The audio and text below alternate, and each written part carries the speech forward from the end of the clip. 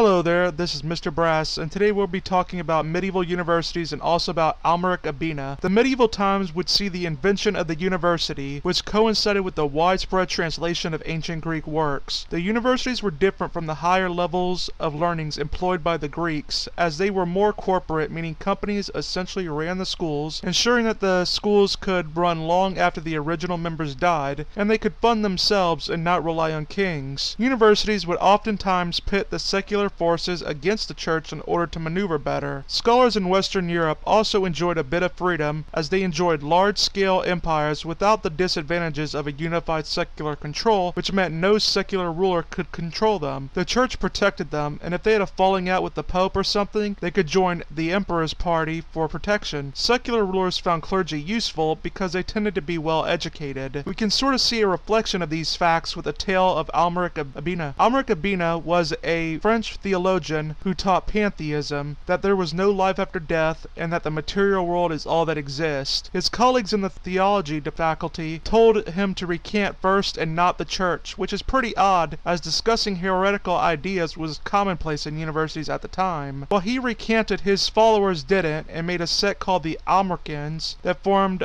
around his ideas. The group would be betrayed by a man named Master Ralph, whom secretly went undercover with them and ratted them out. 14 of the ringleaders were brought into questioning, and initially the church went easy on them with a soft approach, trying to lure them back into the fold. However, while some initially recanted, they retracted it, and eventually the church gave them up to the secular authorities, who eventually burned 10 of them at the stake, while the other 4 who recanted were sentenced to the monastery for the rest of their days. It had been assumed Amalric continued to tell his heretical ideas even after he repented, and so his body was exhumed from the grave and burned alongside the others. People realized back then that if you wanted a lighter sentence, you'd cave into the church. This created a stir where the Bishop of Paris banned the books of Aristotle, which he believed caused it. Aristotle's books would be considered heretical to a Christian point of view, as he held the universe was eternal, believed that the soul died, and believed in a prime mover who merely kept the universe running and was impersonal. Think deist in a sense, but usually this wasn't a problem, as Christians just accepted Aristotle was wrong on the points that contradicted their doctrine. The ban only really applied in Paris, and other universities still read Aristotle, and theologians even did. Even the professors at Paris didn't like the ruling, and it wasn't even really enforced, as there doesn't seem to be evidence of a committee to ensure said removal of books, and the 1255 syllabus included Aristotle's work. Not that long after the outrage, Pope Gregory IX overturned that ruling of the bishop and deemed Aristotle's works okay. Well, that is all for today. This is Mr. Brass saying goodbye